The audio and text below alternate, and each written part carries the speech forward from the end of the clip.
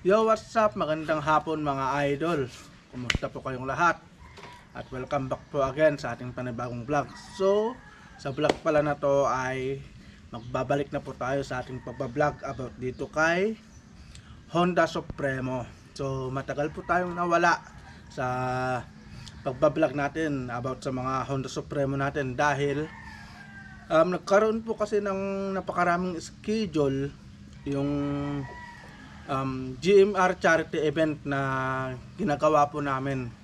So sa lahat po ng mga sumuporta at nanood, maraming salamat po sa inyong lahat mga idol, no.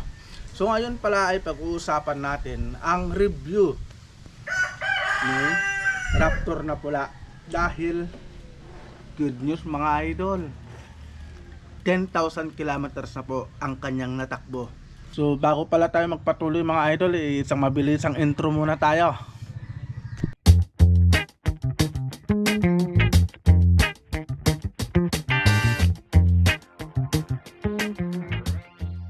Alright mga idol, no. So gaya ng nabanggit ko kanina, naka 10,000 kilometers na po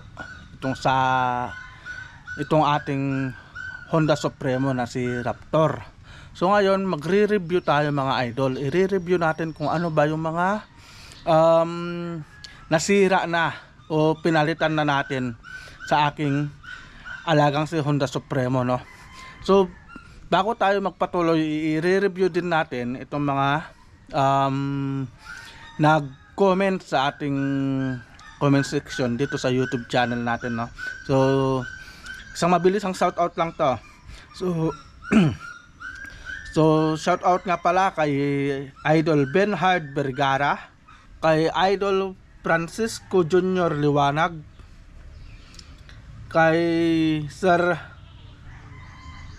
Herdinand Talarok, kay Lorex Official, at kay EMCH Hospital. So sila po yung mga nag-comment sa atin nung last week. So hindi ko po sila masyadong naharap gawa nga nung busy po yung schedule natin dahil nasa charity event po tayo.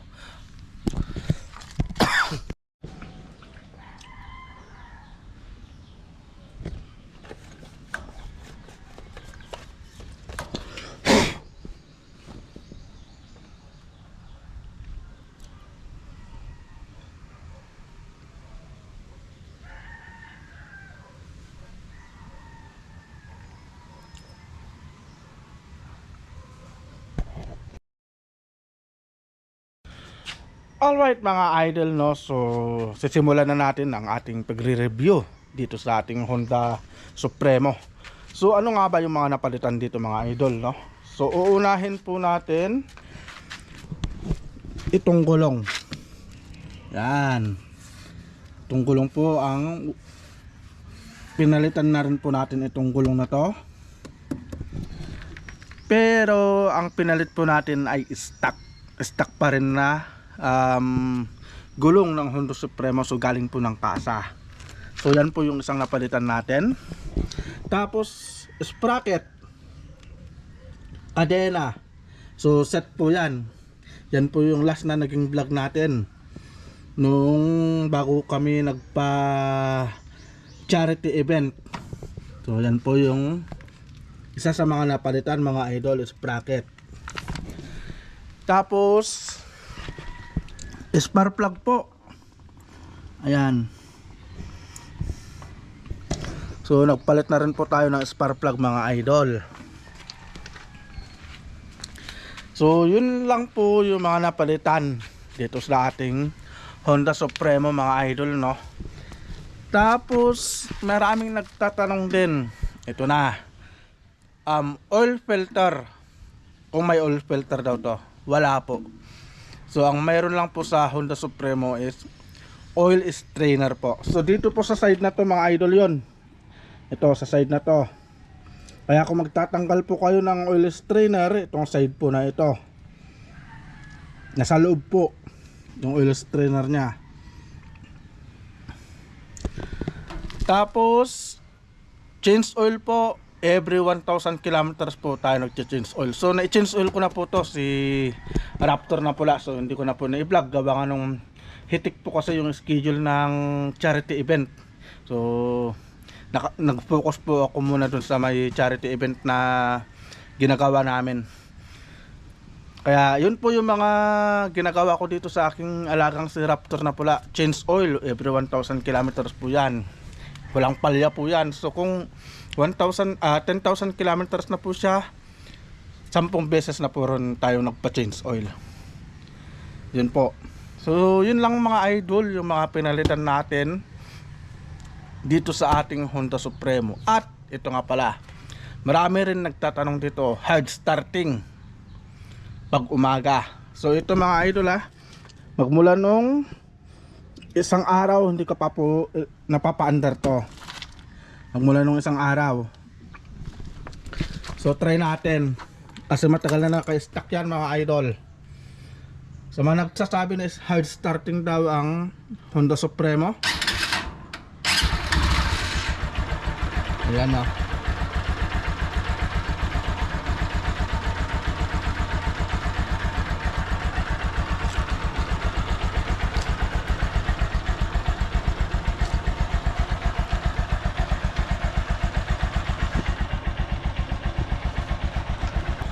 Alright mga idol, no? So nakita nyo, isang push lang natin ng electric starter, umandar naman agad yung ating Honda Supremo.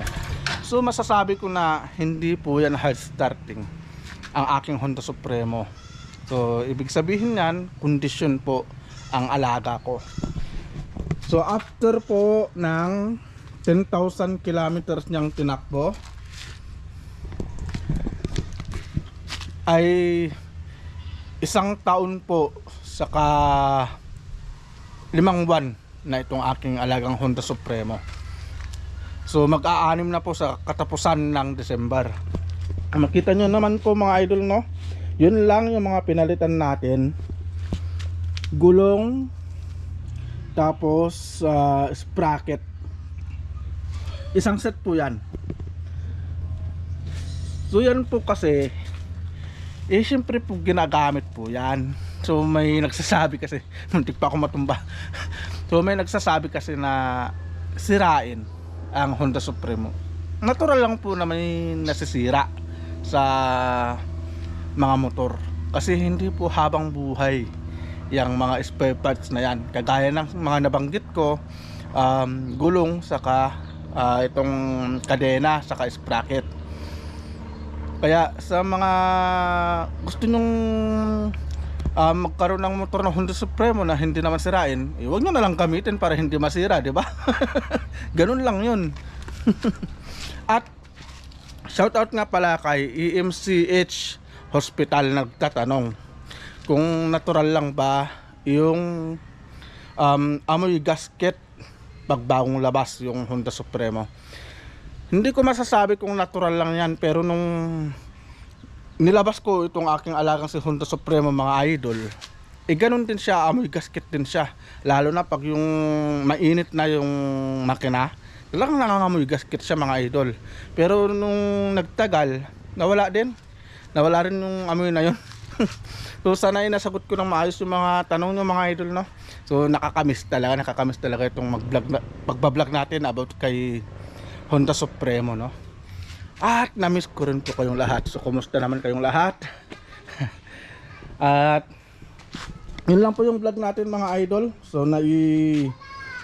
vlog ko lang kasi 10,000 kilometers na siya. So ni-review ko lang yung kung ano yung mga pinalitan na natin, para naman yung ibang gumagamit ng Honda Supremo malaman nila na hindi naman po sirain ang Honda Supremo. So yun lang ang vlog natin mga idol, no? So ingat po tayong lahat and God bless po. So see you po sa next na vlog natin mga idol. Alright.